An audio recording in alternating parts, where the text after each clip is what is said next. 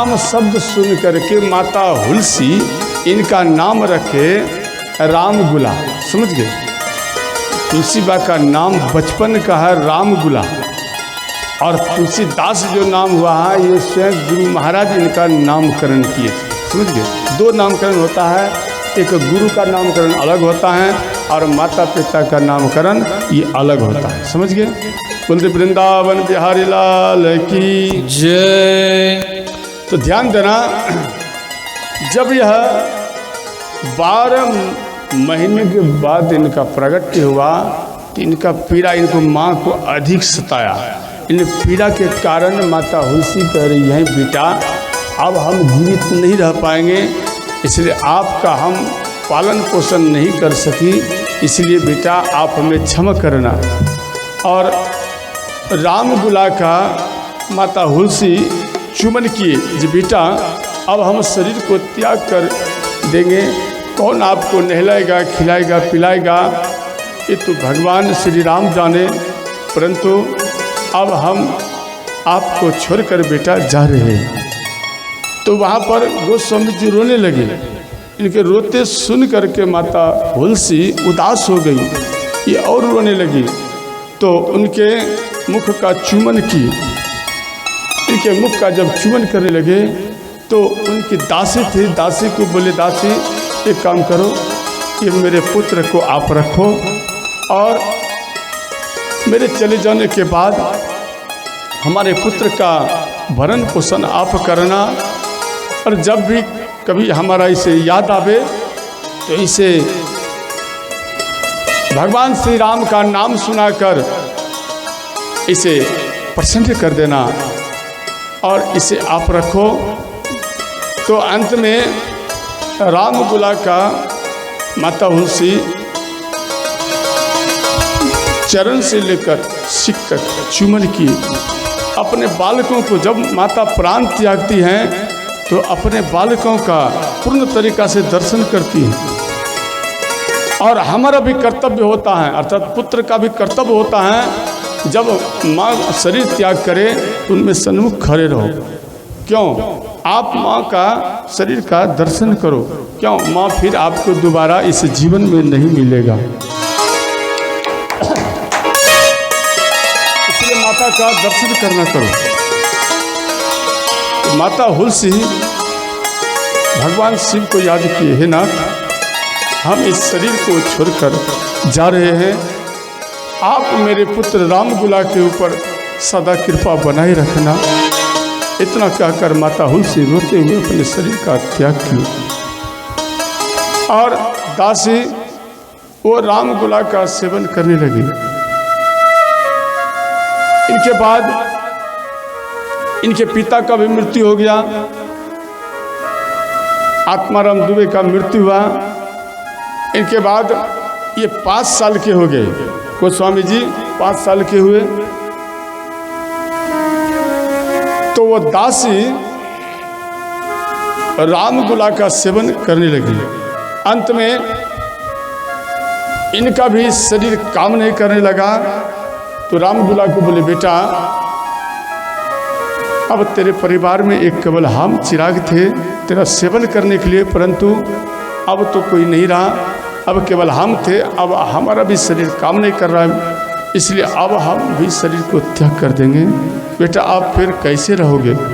तो रामगुला इन दासी के मुख को छूकर रामगुला रोने लगे और कहने लगे माँ एक तो हमारी माता चली गई, हमारे पिता भी चले गए, और इनके बाद अब आप जा रहे हो तो माँ मुझे कौन भोजन पवाएगा और मुझे कौन ढलाएगा खिलाएगा? यहाँ पर रामगुला रोने लगे। दासी उनके मुख को देखकर वो दासी भी रोने लगी। अंत में दासी का भी मृत्यु हुआ। इधर समाज के व्यक्ति रामगुला के हाथों दासी का संस्कार कराए, पुत्र के समान संस्कार कराए। इनके बाद रामकुला जिस दरवाजे पे चले जाए वो व्यक्ति दरवाजे को बंद कर लेते थे। रामकुला 2 दिन से भूखा है। वो जाकर किवाड़ को खटखटाते हैं, माँ मुझे भोजन दो, क्योंकि उनकी माता नहीं है।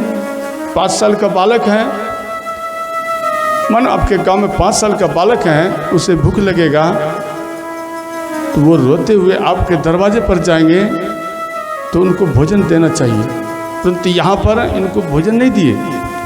इन पूरे समाज में ये मालूम पड़ गया, सब कोई जान गए कि भाई जो कोई इसे भोजन देता है उन्हीं का ही मृत्यु होता है, इसलिए कोई इसे डर से भोजन नहीं देते थे। अब रामकुला एक दूसरे दरवाजे पर गए, वो अपनी माता को भोजन पवा रही थी, उसी जगह जाकर हाथ फैलाए, जे माँ मुझे थोड़ा सा भोजन दे दो, जे हमें जोर से भूख लगा है, माँ मुझे भोजन दे दो। जैसे ये हाथ फैलाए, वो अपने बालकों को सीने में लगाए और इनको एक धक्का दिए तो रामकुला जमीन पर गिर पड़े और अपने बालकों को लेकर किवाड़ को बंद कर दिए। रामकुला रोते हुए, धूप है, बारिश है, फिर भी रामकुला बारिश और धूप में रास्ते में रोड पर खड़े होकर के अपनी माँ को याद करते हैं, जे माँ अगर आज आप रहती तो आज हमें ये कष्ट सहना नहीं पड़ता, और माँ आज आप नहीं हैं, कोई मुझे भोजन भी नहीं दे रहा है। इस प्रकार करके श्री रामकुला रोने लगे। बारिश पड़ रहा है, बारिश में रो रहा है, ठंड लग रहा है, रामकुला थर थर करके ऐसे जिंदगी व्यतीत कर रहा है। सोना है, रामकुला रोड पर सो जाते थे। कोई ये नहीं कहते थे जी बेटा मेरे घर आ जाओ और मेरे घर में आप सो जाओ, कोई ऐसा नहीं कहते थे। रामकुला वो रोड पर सो जाते थे। एक दिन मेला का समय आया तो मेला में सब ग्रामीण व्यक्ति जा रहे थे, उनके पीछे पीछे रामकुला भी चले गए। जब रामकुला गए तो एक जिलेबी छांक रहा था, उनके सम्मुख जाकर रामकुला खड़े हो गए, जी बाबा हमें बहुत जोरों का भूख लगा है, आप हमें भोजन दे दो। रामकुला रोते हुए कह रहे हैं, परंतु सब कोई जान चुके थे, इसलिए उनको एक ठोकर मारे तो रामकुला जमीन पर गिर पड़े। अब ये रोते क्रम में रामकुला